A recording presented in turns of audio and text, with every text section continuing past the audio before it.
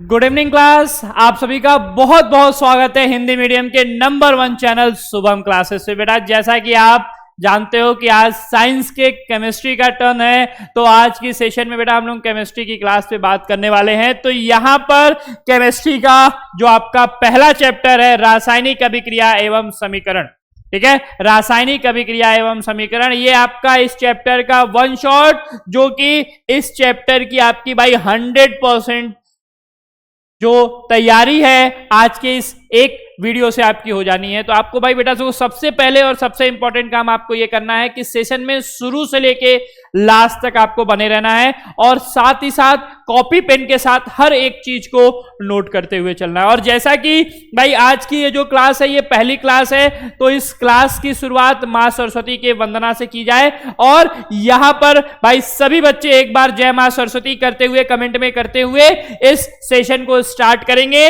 और आज ये जो केमिस्ट्री की क्लास है, याद रखिएगा केमिस्ट्री नहीं फायर है ये, ठीक है। पूरा पेपर आपका, पूरा पेपर इस चैप्टर से जो भी क्वेश्चन आने वाला है उस पेपर में पूरा का पूरा चीज आज के इस वीडियो से आपके फंसने वाला है। तो पूरा पेपर यहीं से आएगा, ये बात आप लोग एकदम कंफर्म कर लीजिएगा, इसमें कोई डाउट नहीं है।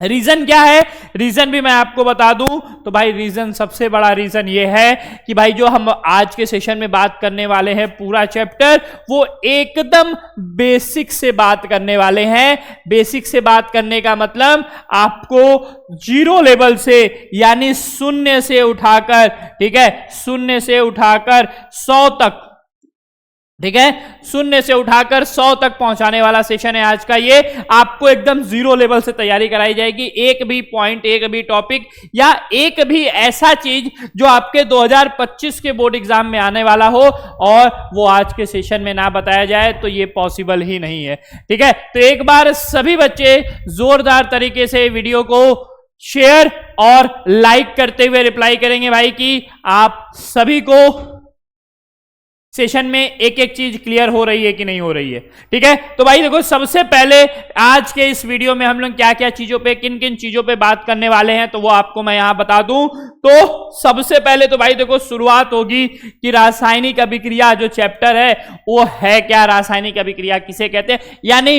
इंट्रोडक्शन से शुरुआत होगी। फिर रासायनिक अभिक्रिया को संतुलित करना, रासायनिक अभिक्रिया को संतुलित करना। तो आप अगर पेपर उठा के देखोगे तो 4 से 6 नंबर, 4 से 6 नंबर का ये टॉपिक आपके बोर्ड के एग्जाम में 110% पूछा जाता है। 4 से 6 नंबर का ये टॉपिक आपके बोर्ड एग्जाम में 110% पूछा जाता है।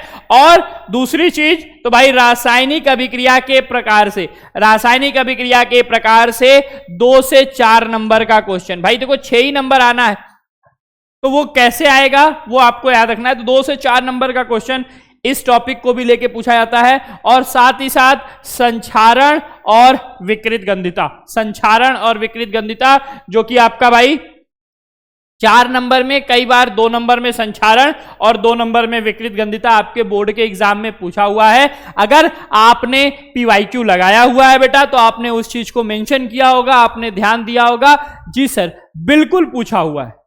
तो ये 4 नंबर, मतलब इसमें जितने भी आज के सेशन में जितने भी टॉपिक हैं वो सारे के सारे टॉपिक आपके बोर्ड एग्जाम में पूछे हुए टॉपिक हैं, कॉमन टॉपिक है, हर साल के पेपर में पूछा जाता है। तो भाई देखो, इन टॉपिक में सबसे पहला काम और सबसे इंपॉर्टेंट काम आप सबको करना है कि लास्ट तक बने रहना है। एक भी पॉइंट, एक भी जगह पर छोड़ोगे तो नुकसान आप ही का होने वाला है, ठीक है। ये टॉपिक तो देखेंगे ही देखेंगे, साथ ही साथ इन टॉपिक के साथ पूरा चैप्टर जैसे ही खत्म होगा यहां पर MCQ, ठीक है, इस चैप्टर का MCQ भी आपको यहां पर सॉल्व कराया जाएगा। कब? जब ये सारे टॉपिक, यानी रासायनिक अभिक्रिया क्या है और रासायनिक अभिक्रिया को कैसे बैलेंस करते हैं, रासायनिक अभिक्रिया के प्रकार क्या है, संक्षारण क्या है, विकृत गंधिता क्या है, जब ये चारों पांचों चीजें कंप्लीट हो जाएंगी तब जाकर हम बात करेंगे किस पर, तो भाई चैप्टर के MCQ पर, ठीक है। तो आ जाओ, बिना देर के हुए सेशन को शुरू करने से पहले मैं आपको बता दूं कि भाई देखो 2024 में स्टेट रैंक 1 देने वाला एकमात्र चैनल शुभम क्लासेस है, जहां से शुभम वर्मा ने स्टेट रैंक 1 लाया था और अनुज मिश्रा स्टेट रैंक 6 यानी पूरे स्टेट में नंबर 6 और बनारस जिले से आपका फर्स्ट रैंक पाया था बेटा। किसने? अनुज ने। और इन्होंने अंतिम के चंद दिनों में तैयारी करके ये स्कोर अपना हासिल किया था। तो भाई आप सभी इस बार इस लाइन में आपको बने रहना है और जिस तरीके से आप और भी बच्चों को देख सकते हो जो 90-95% स्कोर किए हुए हैं, तो इस बार आपकी बारी है। इस बार आपको मेहनत करना है भाई। क्यों? क्योंकि आपके गार्जियन जो आपके ऊपर इतना भरोसा कर रहे हैं, उस भरोसे पे आपको खड़े उतरना है और उस भरोसे के लिए शुभम क्लासेस के द्वारा जारी ब्रह्मास्त्र बैच 2025, जिसमें आपके अंतिम के 60 दिनों में, अंतिम का 60 दिन मतलब सर, क्योंकि देखो बेटा जनवरी के बाद आपका प्रैक्टिकल और साथ ही साथ आपके प्री बोर्ड वाले एग्जाम होंगे, तो उसका अलग टेंशन चल रहा होगा। इसीलिए आपके पास जो भी समय है वो दिसंबर तक का है। तो दिसंबर तक में ही आपको अपनी तैयारी करनी है और उस तैयारी में आपको इस ब्रह्मास्त्र बैच में 1 शॉट देखने को मिलेगा, chapter wise important question answer देखने को मिलेंगे और 200 क्वेश्चन का बुकलेट भी आपको मिलेगा इसी बैच में। लास्ट 3 साल का पेपर, गेस्ट पेपर और स्पेशल ट्रिक। और सबसे खास बात यह है कि ये सारी चीजें आपको मात्र एक वीडियो में, मतलब मात्र 899 रुपए में, यानी एक पेमेंट पे आपको ये सारी चीजें आपको देखने को मिल जाएंगी। ठीक है। और दूसरी बात भाई देखो, ये बुकलेट है जो कि आपके लिए है, तो भाई ये बुकलेट भी मिलेगा। बैच से जुड़ना कैसे है? तो उसके लिए आपको प्ले स्टोर पे जाना है, डाउनलोड करना है शुभम क्लासेस ऐप। कौन सा? जिसको भाई पहले से 1 लाख से ज्यादा बच्चों ने डाउनलोड कर रखा है और बैच से जुड़े हुए हैं। तो भाई आपको भी देर नहीं करनी है।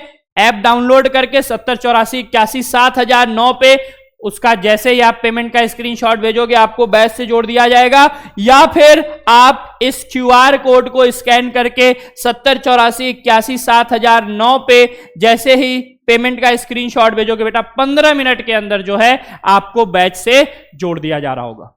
ठीक है। तो ये तो रह गई आपके ज्यादा फायदे की बात। अब आपके मेन फायदे की बात पे आते हैं, जो आपका चैप्टर है रासायनिक अभिक्रिया एवं समीकरण। इस पे अब हम बात करेंगे, लेकिन इस पे बात करने से पहले एक बार भाई सभी बच्चे जोरदार तरीके से सेशन को शेयर करते हुए, वीडियो को लाइक करते हुए आगे बढ़ेंगे। ठीक है। तो भाई जो बच्चा अभी तक सेशन को शेयर और लाइक नहीं किया हुआ है, एक बार जल्दी से सेशन को शेयर और लाइक करके रिप्लाई करेंगे कि यहां तक आज के इस वीडियो में क्या क्या पढ़ना है, ये सारा चीज आप लोगों को क्लियर है कि नहीं। ठीक है। अब हम बिना देर किए हुए यहीं पर बात करेंगे भाई इंट्रोडक्शन यानी परिचय की, किसके?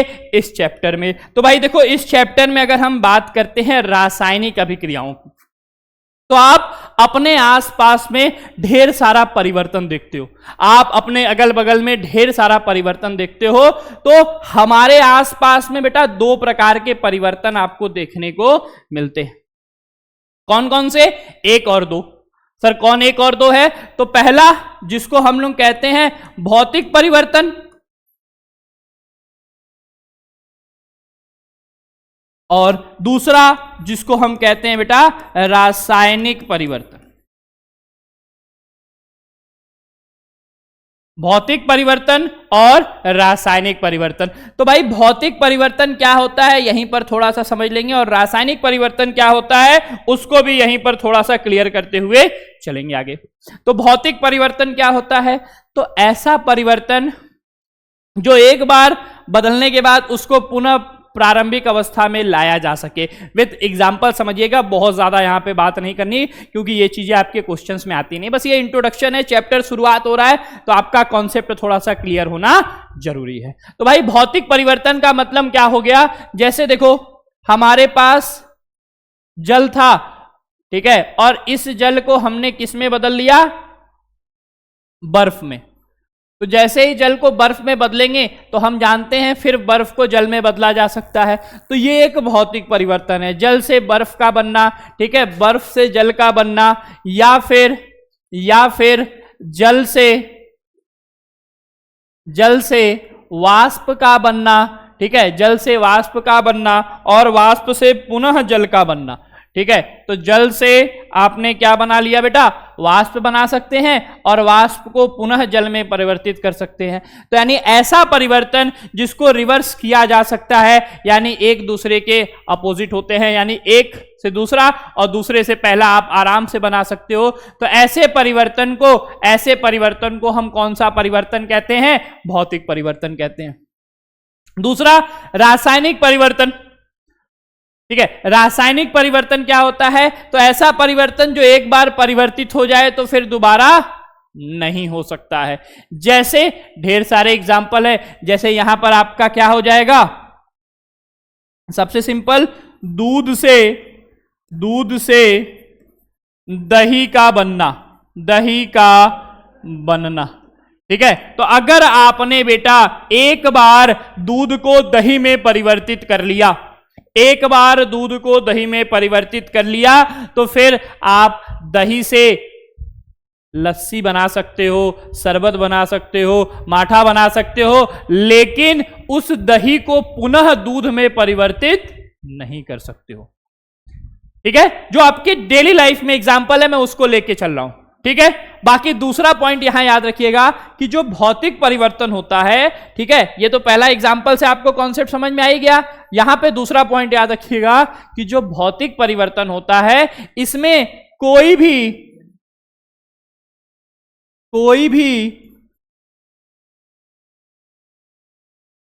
नई चीज नहीं बनती है।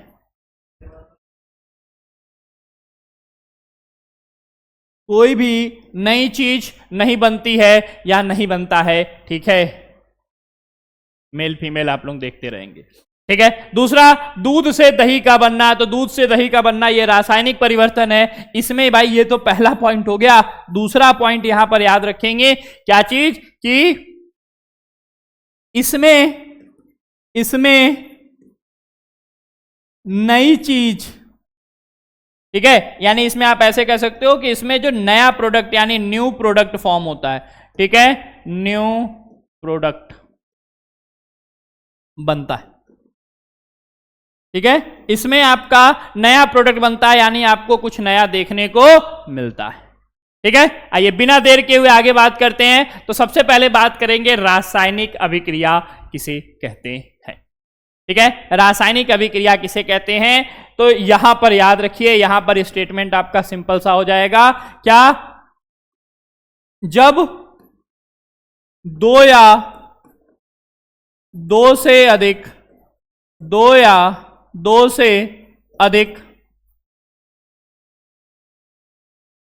तत्व या पदार्थ आपस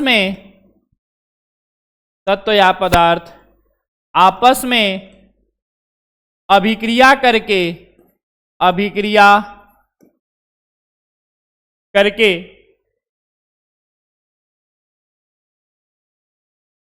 नए पदार्थ का निर्माण करते हैं,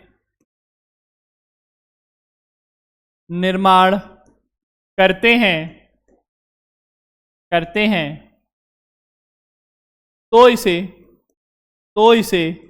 रासायनिक अभिक्रिया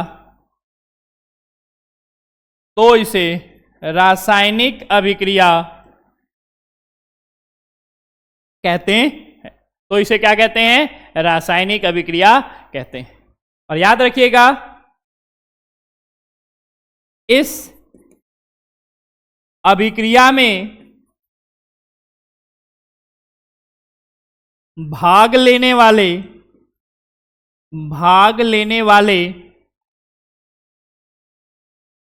पदार्थ को अभिकारक तथा बनने वाले पदार्थ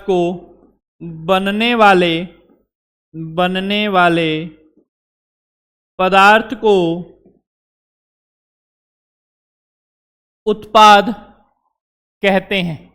बनने वाले पदार्थ को उत्पाद कहते है। यानी अभिक्रिया में जो भाग लेगा वो अभिकारक और जो बनेगा वो आपका क्या रहेगा? उत्पाद रहेगा। क्या रहेगा? उत्पाद रहेगा। आ जाओ आगे बात करते हैं। तो भाई रासायनिक समीकरण क्या होता है? तो देखो जो रासायनिक अभिक्रियाएं होती हैं उसको सिंबॉलिक रिप्रेजेंटेशन, उसका सिंबल के रूप में यानी उसको प्रतीक के रूप में दर्शा देना ही आपका क्या कहलाता है? रासायनिक समीकरण कहलाता है। ठीक है बेटा, तो यहां पे देखो किसी रासायनिक अभिक्रिया में भाग लेने वाले अभिकारकों तथा अभिक्रिया के फलस्वरूप बनने वाले या प्राप्त होने वाले उत्पादों को किसके रूप में? प्रतीकों या सूत्रों द्वारा निरूपित करना क्या कहलाता है भाई? रासायनिक समीकरण कहलाता है। क्या कहलाता है? रासायनिक समीकरण कहलाता है। ठीक है, रासायनिक अभिक्रिया में पूर्व के पदार्थ को अभिकारक कहते हैं और अभिक्रिया के बाद के पदार्थ को हम क्या कहते हैं भाई? या अभिक्रिया में उत्पन्न पदार्थ को हम क्या कहते हैं? उत्पाद कहते हैं। क्लियर है? ठीक है, और यहां एक लाइन और जोड़ लेंगे, क्या कि अभिकारक तथा उत्पाद के मध्य, अभिकारक तथा उत्पाद के मध्य तीर लगाकर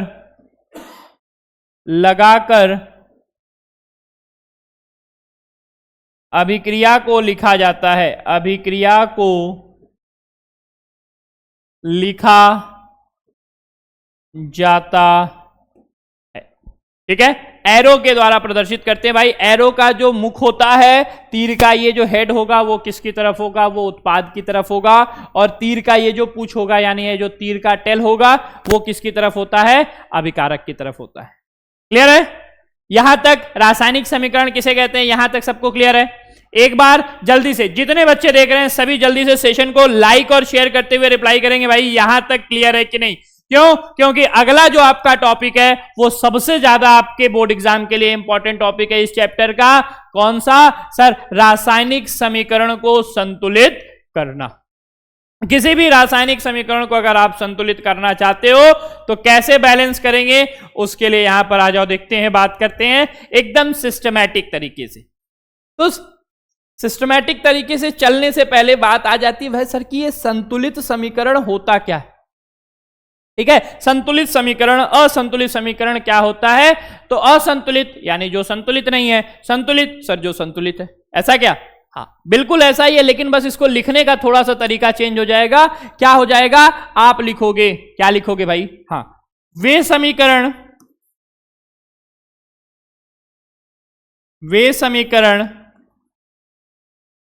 जिसमें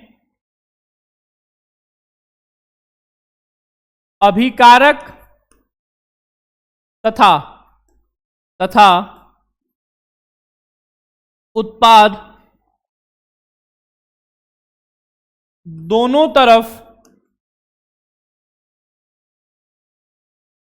उपस्थित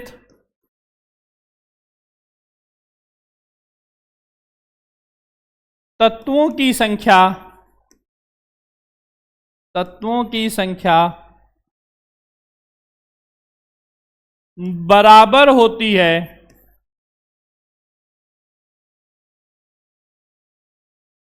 उसे संतुलित रासायनिक समीकरण कहते हैं। ठीक है,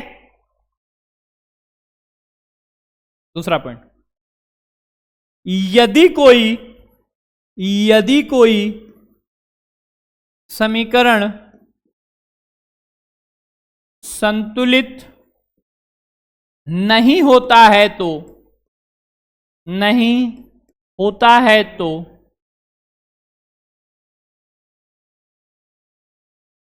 उस समीकरण में किसी पूर्णांक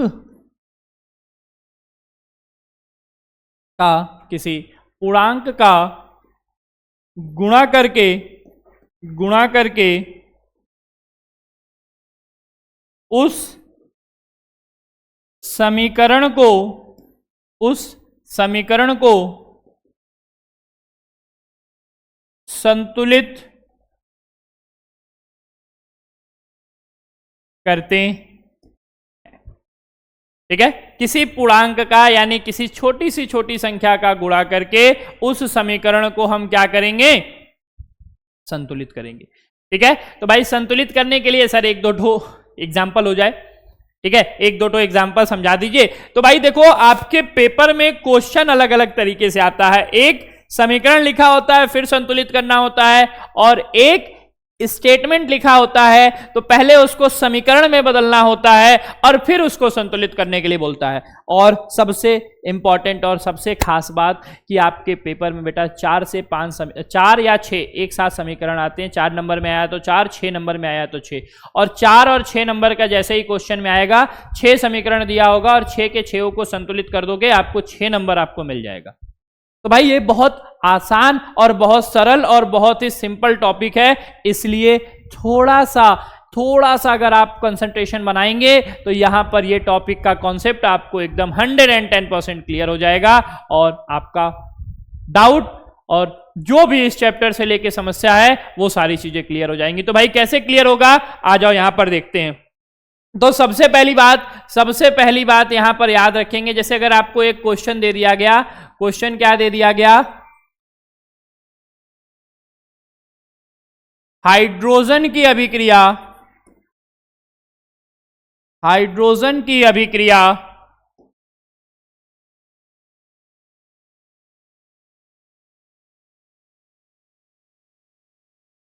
क्लोरीन के साथ कराने पर हाइड्रोक्लोरिक अम्ल प्राप्त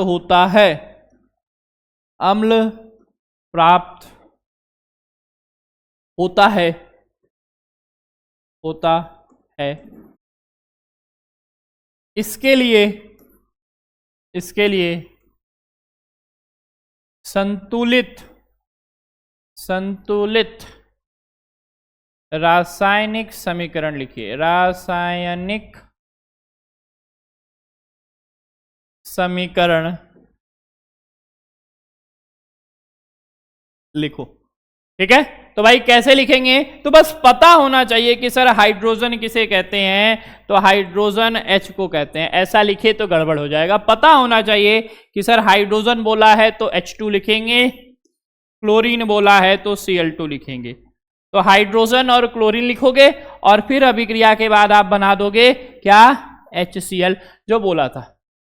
अब आप देख रहे हो कि इसमें चीजें बराबर नहीं है, चीजें संतुलित नहीं है, तो संतुलित करने के लिए आप क्या करोगे कि यहां पर इस हाइड्रोजन 2 है, क्लोरीन 2 है, तो इधर उत्पाद की तरफ 2 से आपने गुणा कर दिया और ये आपका संतुलित रासायनिक समीकरण आपको प्राप्त हो गया।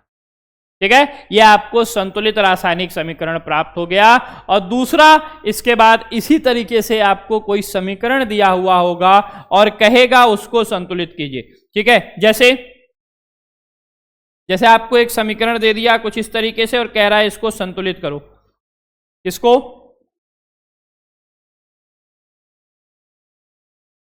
जिंक HNO3 के साथ अभिक्रिया करके ZnNO3 का ट्वाइस प्लस H2 क्या बनाता है, जिंक नाइट्रिक अम्ल यानी HNO3 के साथ अभिक्रिया करके क्या बनाता है, जिंक नाइट्रेट और हाइड्रोजन बनाता है। भाई हाइड्रोजन गैस देता है, तो इसको संतुलित अगर करना है तो कैसे करोगे, तो देखो कि क्या क्या बराबर नहीं है। तो क्या बराबर नहीं है सर, हाइड्रोजन इधर 2 है, इधर 1 है, इधर NO3 2 है। तो सिंपल सा काम किया, क्या किया, इस पूरे समीकरण में बस यहां पर 2 लिख दिया बस आपका कंसंट्रेशन पावर होगा, यहां पर आप बता दोगे कि हां सर क्या, क्यों और कैसे हो रहा है। तो यहां पर 2 लिखा, यह समीकरण संतुलित हो गया। ठीक है, बस इतना, ये संतुलित समीकरण आपने लिखा, ये संतुलित समीकरण आपने लिखा, आपको पूरा का पूरा नंबर, 1 नंबर भाई पूरा मिल जाएगा, क्योंकि ऐसे ही आपको 5 करने को आएंगे। तो पहला ये हो गया, दूसरा ये हो गया। और हाँ, कभी कभी उसी में थोड़ा सा मॉडिफिकेशन कर लेता है, थोड़ा सा पूछ लेता है कि संतुलित समीकरण लिखिए, साथ ही साथ ये भी बताइए कि ये किस प्रकार की अभिक्रिया है। तो अभिक्रिया के प्रकार में इस चीज को हम समझेंगे, लेकिन अगर यहीं पर बात हो जाए कि सर ये दोनों अभिक्रियाएं किस प्रकार की हैं, तो भाई यहां 2 मिलके 1 बना रहा है, तो सर हमने पढ़ा हुआ है, हमको याद है कि ये कौन सी अभिक्रिया हो जाएगी, सर ये संयोजन अभिक्रिया हो जाएगी। कौन सी अभिक्रिया हो जाएगी? संयोजन अभिक्रिया हो जाएगी। और सर हमने पढ़ा हुआ है, तो ये कौन सी अभिक्रिया हो जाएगी? सर ये विस्थापन अभिक्रिया हो जाएगी। कौन सी अभिक्रिया हो जाएगी? विस्थापन अभिक्रिया हो जाएगा। तो ये संयोजन, ये विस्थापन अभिक्रिया दिखा रहा है, तो आपको नंबर यहां पे आराम से मिल जा रहे होते हैं। ठीक है, अब बात कर ही लेते हैं भाई रासायनिक अभिक्रियाओं के प्रकार की। तो कितने प्रकार की रासायनिक अभिक्रियाएं हैं जो आपके बोर्ड एग्जाम में आती हैं, या जिनसे क्वेश्चन आपके बोर्ड एग्जाम में आते हैं? तो बात करेंगे तो गिनी चुनी कुछ है। कौन कौन सा? तो एक भाई संयोजन, एक वियोजन या अपघटन कहते हैं, दूसरा विस्थापन, मतलब तीसरा विस्थापन सॉरी, चौथा द्विविस्थापन, पांचवा उपचयन और अपचयन, और छठवां आपका जो है उष्माक्षेपी तथा उष्मा शोषी अभिक्रियाएं। यानी हम अगर कैटेगराइज करें तो और भी कर सकते हैं, लेकिन ये 6 हैं जितना आपको एटलीस्ट याद रखना है। और इनमें भाई एक एक की अगर मैं बात करूं तो एक एक का डेफिनेशन सिंपल सा है, इसलिए डेफिनेशन मैंने पहले से लिख रखा है, जो कि आप आराम से यहां से नोट कर लोगे। डेफिनेशन क्या है? संयोजन अभिक्रिया आप जानते हो क्या होता है? वह रासायनिक अभिक्रिया जिसमें 2 या 2 से अधिक पदार्थ, उसमें तत्व हो सकता है या यौगिक हो सकता है, संयोग करके एक उत्पाद का निर्माण करता है, संयोजन अभिक्रिया कहलाता है। और इन अभिक्रियाओं में कोई भी सह उत्पाद यानी बाई प्रोडक्ट नहीं बनता है।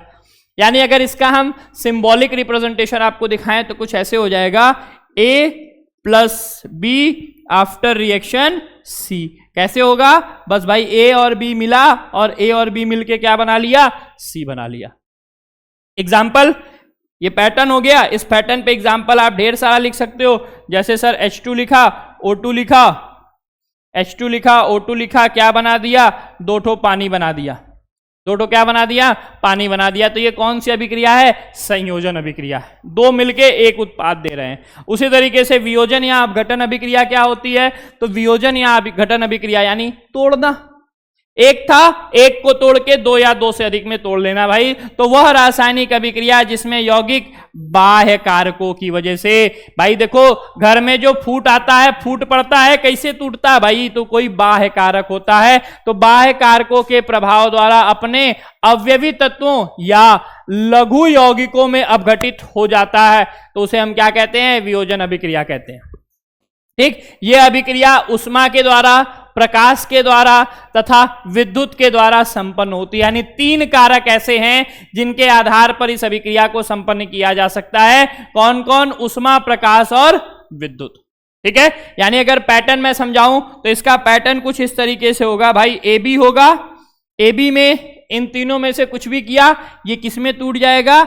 A और B में। यानी ये जो AB है वो अलग हो जाएंगे, A और B बना लेंगे, या कुछ मिलता जुलता बना लेंगे भाई, लेकिन एक रहेगा, एक से 2 या 2 से अधिक मिलेगा। तो एग्जाम्पल के रूप में भाई तीनों को आप अलग से देख लो कि उष्मीय अपघटन क्या होता है।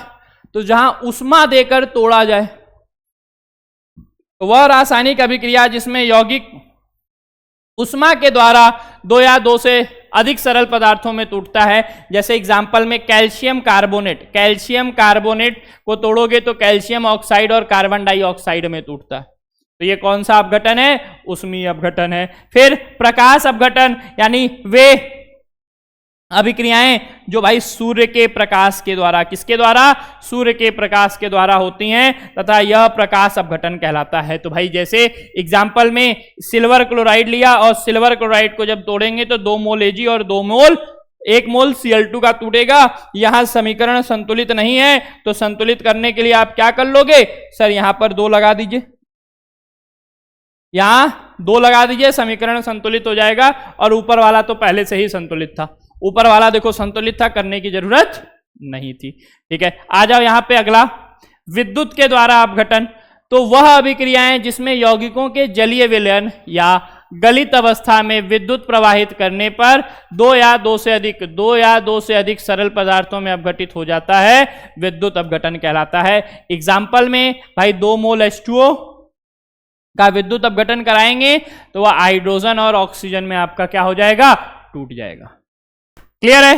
देखो अपघटन का मतलब टूटना, और तोड़ने के लिए हमारे पास अलग अलग तरीके हैं और उन तरीकों का प्रयोग करेंगे और हम चीजों को अलग करते हैं।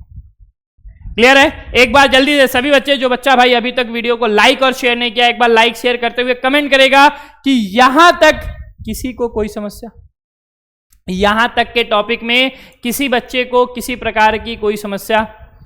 ठीक है, चलिए कोई समस्या नहीं, आइए आगे बात करते हैं। तीसरा है विस्थापन अभिक्रिया। विस्थापन अभिक्रिया में आप जानते हो क्या होता है। विस्थापन अभिक्रिया वे अभिक्रियाएं होती हैं जिनमें एक क्रियाकारक पदार्थ द्वारा दूसरे क्रियाकारक पदार्थ से कम क्रियाशील पदार्थ को विस्थापित कर दिया जाता है। यानी ये कुछ ऐसा होता है, ए बी और सी के साथ अभिक्रिया करके ए सी और बी बना लेगा। भाई तो बी को अलग कर दिया। एग्जाम्पल इसके ढेर सारे हैं, सिंपल सा एग्जाम्पल ले लो। जैसे Zn लिया, अभिक्रिया CuSO4 के साथ कराया, क्या बना लेता है बेटा ये ZnSO4, और Cu जो है वो बाहर निकल गया। तो यानी वो रासायनिक अभिक्रिया जहां पर प्रबल दुर्बल को हटा देता है वो विस्थापन अभिक्रिया होती है। द्विविस्थापन अभिक्रिया क्या होता है, तो वे रासायनिक अभिक्रियाएं जिनमें अभिकारक यौगिकों के आयन या मूलकों के परस्पर विनिमय होते हैं, मतलब ये आपस में बदल जाते हैं। ठीक है, उभय अपघटन अभिक्रिया कहलाते हैं या द्विविस्थापन अभिक्रिया कहलाते हैं। ठीक है, उभय अपघटन भी कहते हैं और द्विविस्थापन भी कहते हैं। भाई इसमें आपका क्या होता है, तो इसमें ऐसा कुछ होगा, देखो AB लिया, अभिक्रिया CD के साथ करा दिया, तो AB की अभिक्रिया CD से कराने पर क्या बन गया, AD और CD, AD बना और CB बन जाता है। तो A C की जगह C A की जगह आ जाता है, तो इसको हम लोग कहते हैं द्विविस्थापन। इसको क्या कहते हैं, द्विविस्थापन। और बहुत ही कॉमन है भाई, तो इसका एग्जाम्पल आप सभी बच्चों को तुरंत कमेंट करके बताना है।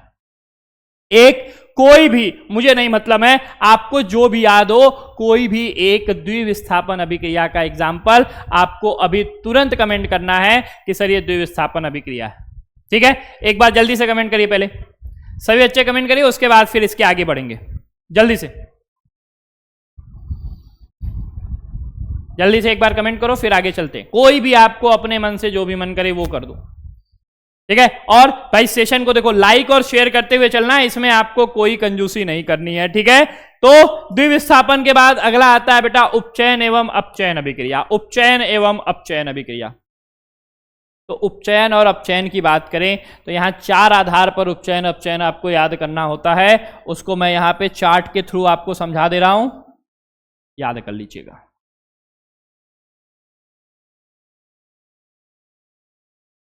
ठीक है, के आधार पर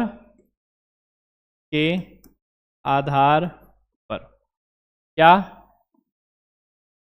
उपचयन या ऑक्सीकरण कहते हैं, और दूसरा अपचयन। भाई किसके आधार पर, तो 4 आधार होते हैं यहां पे, ऑक्सीजन, हाइड्रोजन, इलेक्ट्रॉन, और चौथा ऑक्सीकरण संख्या।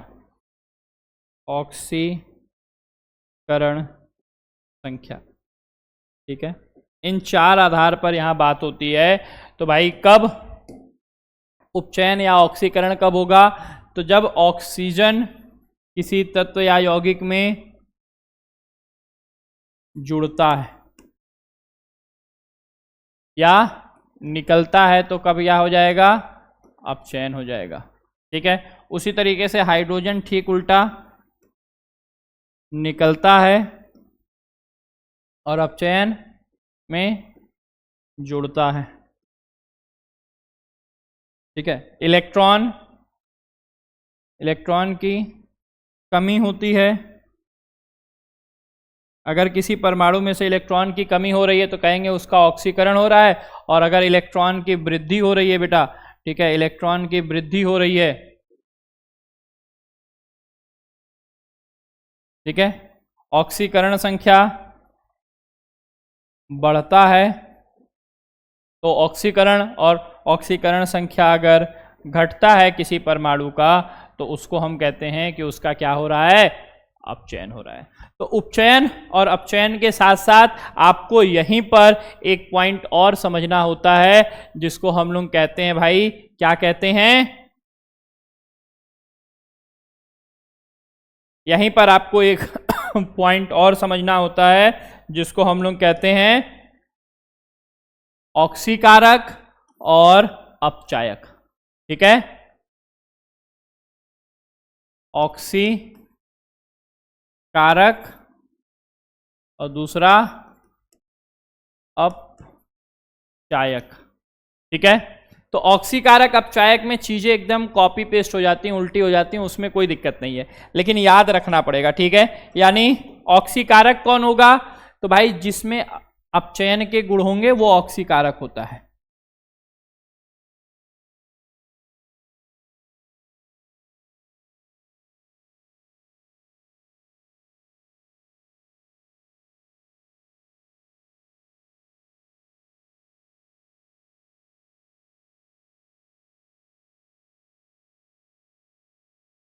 जिसमें अपचयन के गुण होंगे वो ऑक्सीकारक, और जिसमें उपचयन के गुण होंगे, ठीक है, जिसमें उपचयन के सारे गुण पाए जाएंगे वो आपका क्या होता है, वो आपका अपचायक होता है। यानी अगर आप लिखना चाहो तो यहां लिख सकते हो ऑक्सीकारक या अपचायक। अपचायक किसे कहते हैं, तो जिसके कारण अपचयन होता है, अपचयन होता है। और ऑक्सीकारक किसे कहते हैं बेटा, ऑक्सीकारक किसे कहते हैं, तो जिसके कारण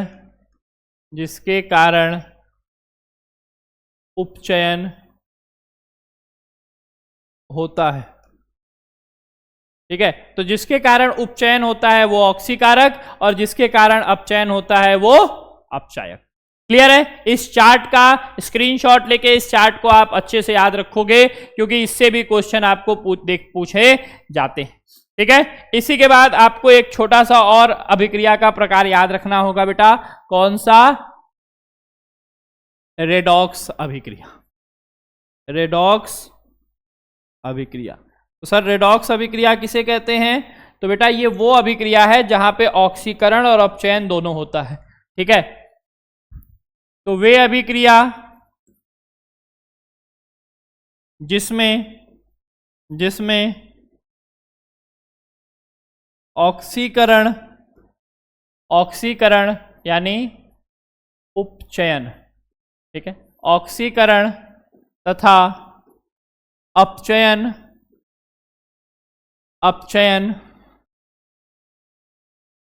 दोनों होते हैं, दोनों एक साथ होता है रेडॉक्स अभिक्रिया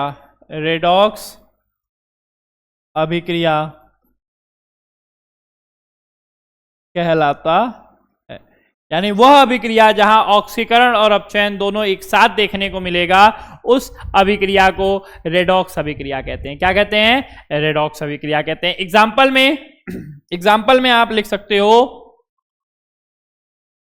रेडॉक्स अभिक्रिया में बेटा, एग्जाम्पल अगर आप लिखना चाहो तो लिख सकते हो जिंक की अभिक्रिया जो हमने कॉपर सल्फेट के साथ कराई थी, तो क्या बना था, जिंक सल्फेट और कॉपर। जिंक सल्फेट और कॉपर। तो यहां पर इस अभिक्रिया में आप याद रखिएगा कि जिंक सल्फेट में और कॉपर सल्फेट का जो कॉपर है, यहां पर आपका क्या होता है, जिंक से जिंक सल्फेट में ऑक्सीकरण होता है, ऑक्सीकरण, और कॉपर सल्फेट में क्या होता है, अपचयन। तो अगर ऐसी अभिक्रिया दी हुई है, अगर इसका अपचयन हो रहा है, तो याद रखिएगा भाई जिसका अपचयन हो रहा होगा वो किसकी भांति कार्य करेगा, वो ऑक्सीकारक की भांति कार्य करेगा। किसकी भांति कार्य करेगा, ऑक्सीकारक की भांति कार्य करेगा।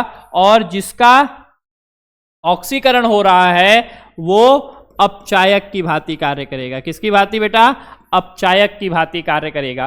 तो जिसका ऑक्सीकरण वो अपचायक, जिसका अपचयन वो ऑक्सीकारक। क्योंकि इसका अपचयन हो रहा है यानी इसके अपचयन की वजह से इसका ऑक्सीकरण हो रहा होगा, इसलिए ये ऑक्सीकारक। तो ये बात याद रखिएगा, ऐसे क्वेश्चंस आपको पेपर में देखने को मिलते हैं। ठीक है, आ जाओ आगे बात करते हैं अगली अभिक्रिया। तो अगली अभिक्रिया जो थी आपकी बेटा वो है उष्माक्षेपी तथा उष्माशोषी अभिक्रिया। उष्माक्षेपी तथा उष्माशोषी अभिक्रिया।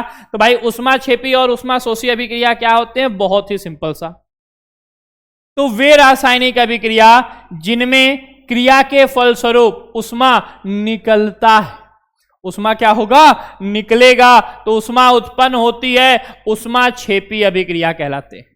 जिसमें उष्मा उत्पन्न होगी वो उष्माक्षेपी अभिक्रिया। और उष्माक्षेपी अभिक्रिया के कुछ महत्वपूर्ण उदाहरण आपके साथ निम्नलिखित है भाई। पहला, प्राकृतिक गैस का दहन।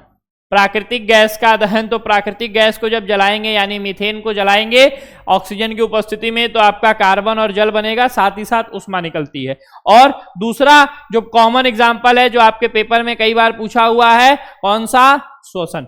तो श्वसन एक उष्माक्षेपी अभिक्रिया होता है। श्वसन किस प्रकार की अभिक्रिया है, उष्माक्षेपी अभिक्रिया होती है, ये बात को याद रखिएगा। ठीक है, उष्माशोषी ठीक उल्टा हो जाएगा, क्या हो जाएगा, ठीक रिवर्स बेटा। रिवर्स मतलब वे रासायनिक अभिक्रिया जिनमें उष्मा का अवशोषण होता है। ठीक है, उष्माशोषी अभिक्रिया कहलाती है। एग्जाम्पल में जल को H2O2 में तोड़ने के लिए इसको उष्मा देनी पड़ेगी। प्रकाश संश्लेषण की क्रिया, प्रकाश संश्लेषण की क्रिया कौन सी क्रिया है, उष्माशोषी अभिक्रिया है। ये उष्मा को अवशोषित करता है तब अभिक्रिया दिखाता है। क्लियर है, चलिए इसके बाद जो आपका अगला टॉपिक है दैट इज संक्षारण। कौन सा टॉपिक बेटा, संक्षारण। पेपर में 2 नंबर में बिना डाउट के ये टॉपिक आता है कि संक्षारण किसे कहते हैं। तो संक्षारण किसे कहते हैं, जब कोई धातु अपने आसपास अम्ल या आर्द्रता आदि के संपर्क में आती है तब ये संक्षारित हो जाती है, यानी इसका क्षय होने लगता है, और इस प्रक्रिया को संक्षारण कहते हैं। जैसे लोहे पर जंग का लगना, चांदी के ऊपर काली परत का जमना, तांबे के ऊपर हरी परत का चढ़ना। ठीक है, लोहे का संक्षारण एक गंभीर समस्या है। ठीक है, तो संक्षारण की प्रक्रिया में लोहे का ऑक्सीकरण हो जाता है तथा एक यौगिक जल योजित फेरिक ऑक्साइड बनाता है। क्या बनाता है, जल योजित फेरिक ऑक्साइड बनाता है, Fe2O3X H2O। ठीक है, फेरिक ऑक्साइड हाइड्रेट कहते हैं। क्या कहते हैं इसको, फेरिक ऑक्साइड हाइड्रेट कहते हैं। ठीक है, इसे जंग लगना कहते हैं, और यह लाल भूरे रंग का होता है। जंग लगना कहते हैं, और साथ ही साथ ये किस रंग का होता है, लाल भूरे रंग का होता है। साथ ही साथ लोहे की भाई धातु धीरे धीरे चूर्ण के रूप में अलग हो जाती है तथा लोहे की ऊपरी परत समाप्त हो जाती है तथा यह प्रक्रिया कंटिन्यूअसली चलती रहती है। बहुत कॉमन टॉपिक है जो कि आप लोग बहुत अच्छे से जानते हो संक्षारण के बारे में। यानी संक्षारण का जो सबसे कॉमन एग्जांपल आ जाता है वो लोहे में जंग लगना, जिस पे हम लोगों की प्रैक्टिस होनी चाहिए। बार बार पूछा जाता है कि भाई संक्षारण किसे कहते हैं या लोहे में जंग लगना किसे कहते हैं, तो आप आराम से सिंपल शब्दों में आप लिख सकते हो कि भाई जो वातावरण में नमी है, वातावरण में जो अम्ल उपस्थित हैं, उनकी वजह से वस्तुओं का क्षय होना संक्षारण कहलाता है। ठीक है, चलिए इसके बाद दूसरा टॉपिक विकृत गंधिता। विकृत गंधिता का मैं सिंपल सा कॉन्सेप्ट बताऊं तो भाई देखो, जो खाद्य पदार्थ होते हैं तो वो खाद्य पदार्थ गर्मी के दिनों में जल्दी खराब हो जाते हैं। ठीक है, और खराब होने के बाद उनका टेस्ट बदल जाता है, उनकी स्मेल बदल जाती है, तो उसी को हम लोग कहते हैं विकृत गंधिता। उसी को क्या कहते हैं? विकृत गंधिता। क्लियर है? तो भाई एक बार पहले सेशन को शेयर और लाइक करते हुए यहां पर विकृत गंधिता की बात में समझेंगे आराम से, क्या कि जब तेल या वसा, ठीक है, जो प्राकृतिक में वाष्पशील होते हैं, युक्त खाद्य पदार्थ उपचयित हो जाता है, तब ये विकृत गंधित हो जाते हैं। तेल या वसा युक्त खाद्य पदार्थ उपचयित यानी उनका ऑक्सीकरण हो जाता है, तो इनकी विकृत गंधित यानी इनका टेस्ट चेंज हो जाता है, इसकी स्मेल चेंज हो जाती है, ठीक है, इनकी गंध तथा स्वाद परिवर्तित हो जाता है। यह घटना विकृत गंधिता कहलाती है। यह घटना क्या कहलाता है? विकृत गंधिता कहलाती है, ठीक है। विकृत गंधित का निम्नलिखित रोका जा सकता है। कैसे? खाद्य पदार्थ में वायुरोधी पात्र में रख दिया जाए। खाने वाली चीज को ऐसी जगह में, जैसे आप लोग देखते हो आलू को आप काट के रखो, सुबह रखोगे शाम तक वो खराब हो जाएगा, 2 दिन बाद तो एकदम खराब हो जाएगा। लेकिन वही आलू का चिप्स जो आप लोग मार्केट से खरीद के खाते हो, वो ऐसा तो है नहीं कि आज तुरंत आपके लिए आलू काट के उसको फ्राई करके आपको भेजा गया है पैकिंग करके, तो वो चीजें खराब नहीं होती है, वो कई दिनों तक। तो भाई क्यों? क्योंकि वहां वायु नहीं पहुंच सकता है, पैक रहता है पूरा अच्छे तरीके से, ठीक है। या दूसरा, निम्न ताप पर पके हुए खाने का प्रशीतन करना, यानी उनको फ्रिज में रख देना। भाई प्रशीतन करना, उनको ठंडा करना, ठीक है। खाद्य पदार्थ जैसे आलू का चिप्स इत्यादि की पैकिंग में ऑक्सीजन को हटाकर उनके स्थान पे कौन सी गैस भर दी जाती है? नाइट्रोजन गैस भर दी जाती है। चौथा, खाद्य पदार्थ तथा पके हुए भोजन को सीधे सूर्य के प्रकाश के संपर्क से बचाकर रखना। भाई गर्मियों के दिनों में इसीलिए ज्यादा खराब होता है, ठंडी में तो सूरज बाबा दिखाई नहीं देते ना। तो ये था आपका टॉपिक। अब हम बात करेंगे इस चैप्टर के कुछ महत्वपूर्ण एमसीक्यू पे, जिसका आंसर आप लोग तुरंत कमेंट करते हुए चलोगे, क्योंकि कॉमन क्वेश्चंस है, आपके प्रैक्टिकल क्वेश्चंस हैं, आपके प्रैक्टिस मोड के क्वेश्चन हैं, इसलिए आप इनका आंसर बहुत ही सिंपल और सरल शब्दों में देते हुए चलोगे, ठीक है। जिसमें पहला क्वेश्चन है, निम्नलिखित अभिक्रिया CaCO3 CaO + CO2 उदाहरण है किस प्रकार की अभिक्रिया का? अभी देखो थोड़ी देर पहले हमने जो टॉपिक समझा ये उसमें था ना? हाँ था। कहां था भाई? तो विस्थापन अभिक्रिया है, द्विविस्थापन अभिक्रिया में था, सर अपघटन में था या संयोजन में था? तो सर ये कहां पर था?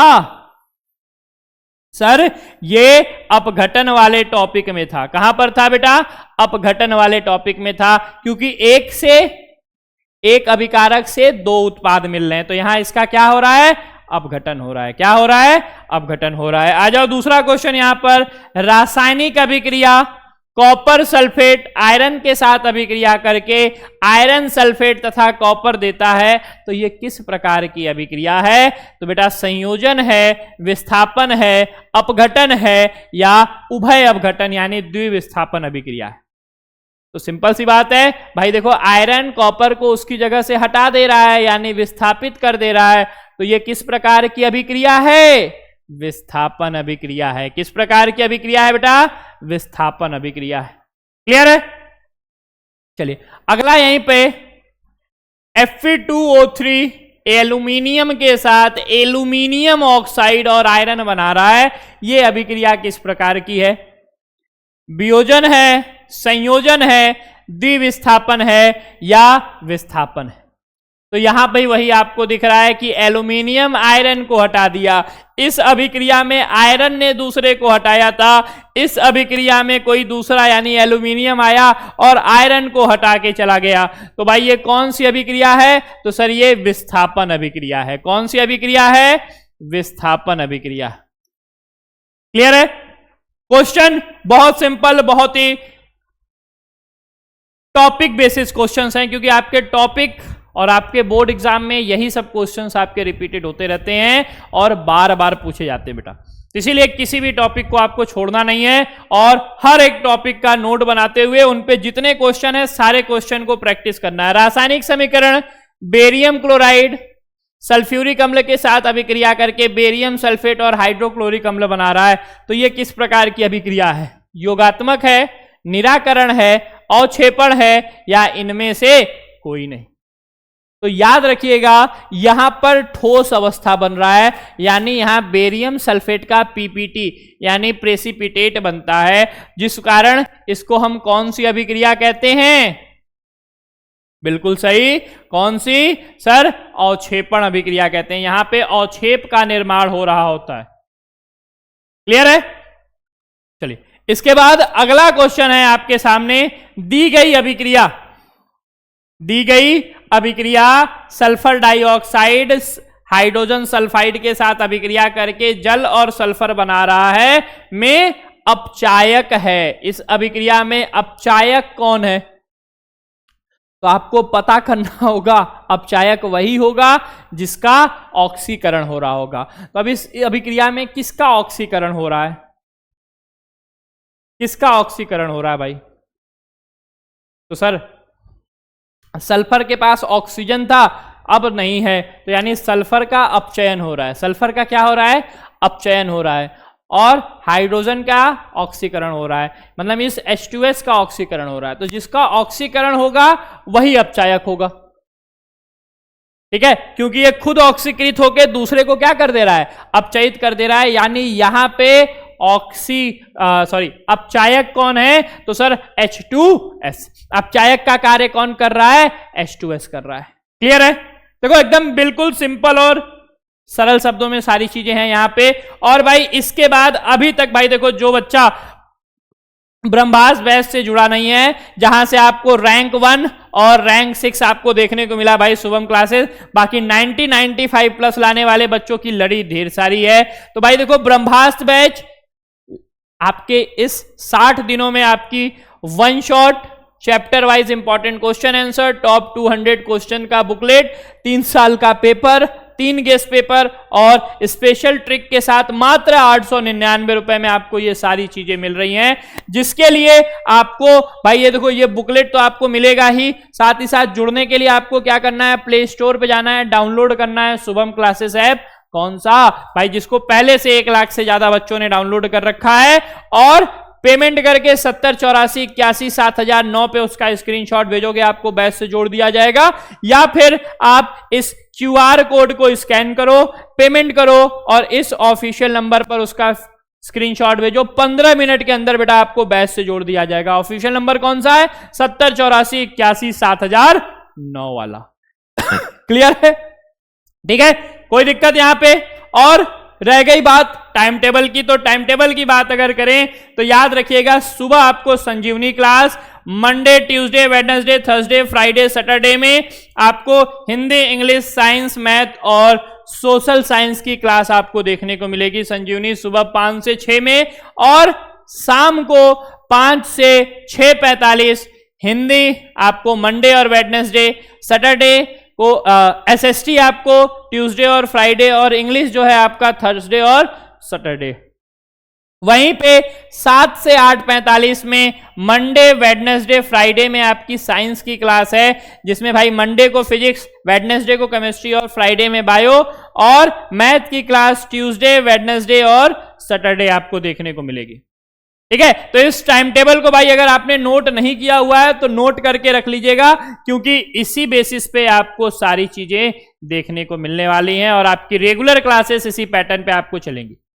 ठीक है, तो आज के लिए इतना ही। आपको आज का वीडियो कैसा लगा, कहां पर कोई समस्या है वो जरूर कमेंट करके बताइएगा, क्योंकि अगली केमिस्ट्री की क्लास में उस समस्या को दूर करते हुए फिर मैं आगे के टॉपिक पे चलूंगा। ठीक है, तो आज के लिए इतना ही, मिलते हैं अगली क्लास में। Thank you.